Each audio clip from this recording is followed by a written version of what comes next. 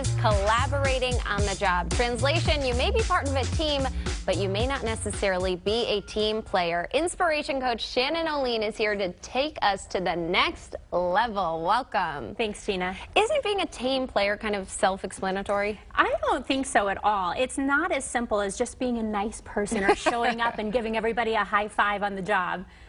Okay, so it's a little more complicated than that. So how can you be a team player without being taken advantage of? Ooh, this is a great question, because I know this comes back to a lot of the times emotions and emotional intelligence. You know, we all show up, we want what's best for the team, but then ultimately you always know that the project gets dumped in one person's lap, right? And so I think that it's really important that we understand awareness and being able to read other people. And so if you can read the situation and then figure out how to delegate tasks to your team members, then that'll be a great way to keep yourself from being taken advantage of. How do you go above and beyond just being a team player? Ooh, this is really great. Again, going back to emotional intelligence and awareness and being able to assess other people, a lot of times we have to understand what motivates people. So if your team members are motivated by being on time or being early, then you've got to kind of meet them and rise to the occasion or the challenge to be able to understand where everybody falls in those, you know, motivational factors.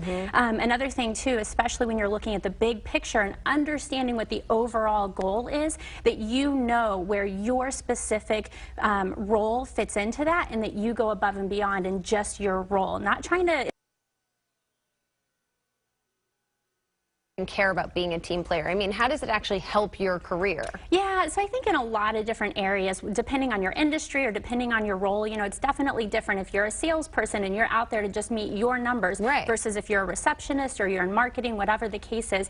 It's really important to still show to management in the company that you can work really well with everyone else. And if you can showcase that, then of course you're going to get so much farther ahead in your career. How do you even measure if you're being a good team player? Ooh, I love this question.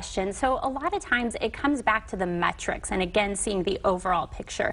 So if you understand what the company's goals are, what the culture is, what the overall achieving, you know, factors are supposed to be, then you can kind of forecast that out and say, okay, here are the benchmarks or the metrics that you're trying to reach on a weekly basis, a quarterly basis, and then that helps the overall team, and then it just makes everyone better. What happens when you're not a team player? Ooh, this is that's really tough, right? It brings everybody down. You know, that's where we start to get negative emotions, resentment, people lashing out at each other, and then it starts to kind of creep into your personal life as well. And so it really kind of comes back to it's a full circle. Such important things to remember. We could all use some of those tips. Shannon, thanks so much for being here today. Thanks, Gina.